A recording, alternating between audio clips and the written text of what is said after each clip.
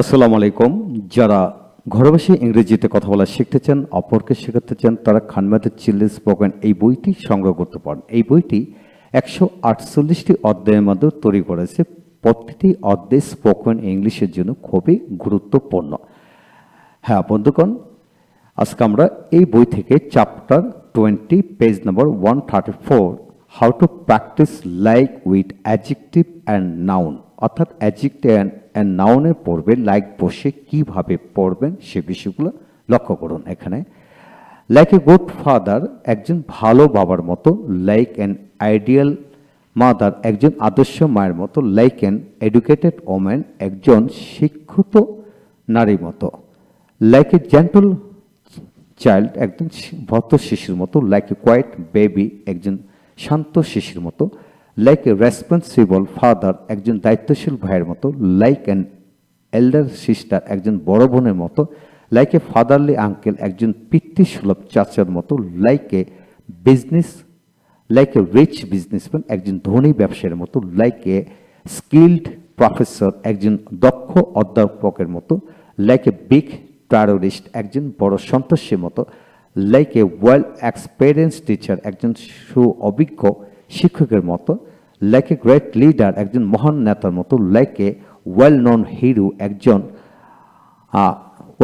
একজন সুপরিচিত বীরের মতো, লাইক এ ফেমাস প্রেসিডেন্ট, একজন বিখ্যাত রাষ্ট্রপতির মতো, লাইক এ করাপ্ট পুলিশ, একজন দুর্নীতিগ্রস্ত পুলিশের মতো, লাইক এ নটোরিয়াস থিফ, একজন কুখ্যাত চোরের মতো, লাইক এ লাভিং লাভার, একজন প্রেমময় বা ভালো লাগা প্রেমিকের মতো, লাইক এ পাওয়ারফুল চিটার, একজন শক্তিশালী প্রতারকের মতো, লাইক এ গুড বয়, একজন ভালো বালকের মতো, লাইক এ নাইস গার্ল, একজন ভালো মেয়ের মতো, লাইক এ ব্রাইট মুন, একটি উজ্জ্বল চাঁদের মতো, লাইক অ্যান অ্যাক্টিভ ম্যান, একজন কর্মঠ মানুষের মতো, লাইক এ রেসপন্সিবল ফ্রেন্ড, একজন দায়িত্বশীল বন্ধুর মতো, লাইক এ স্কিল্ড ফার্মার, একজন দক্ষ কৃষকের মতো, লাইক অ্যান ইন্ডাস্ট্রিয়াস ওয়ার্কার, একজন পরিশ্রমিক কর্মীর মতো, লাইক এ ডিলিজেন্ট স্টুডেন্ট, একজন অধ্যবসায়ী ছাত্রের মতো, লাইক অ্যান এক্সপার্ট টিউটর, একজন দক্ষ গৃহ শিক্ষকের মতো, লাইক এ ব্লুমিং ফ্লাওয়ার, একজন পুষ্পিত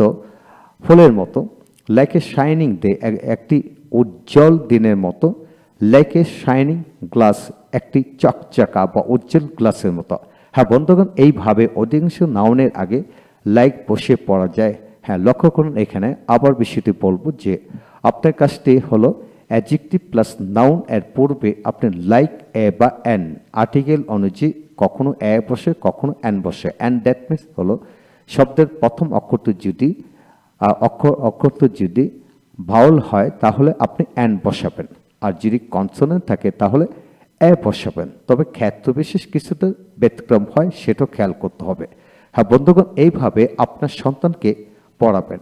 প্রথম ইংরেজিতে পড়াবেন, তারপর ইংরেজির সাথে বাংলা পড়াবেন। আমি আবার একটু পড়ে শোনাচ্ছি।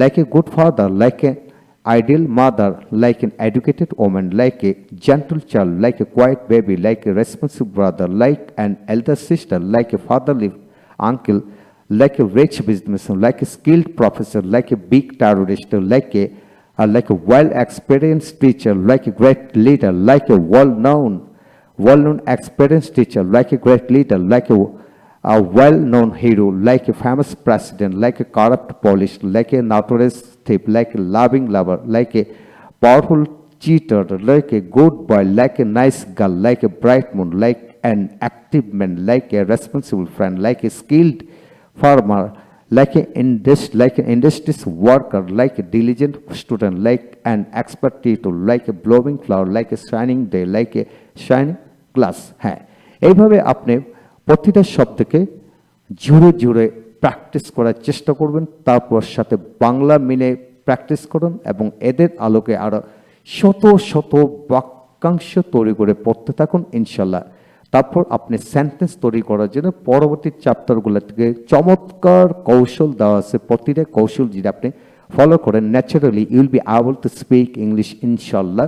Just believe me and watch my video, each of the video lecture step by step.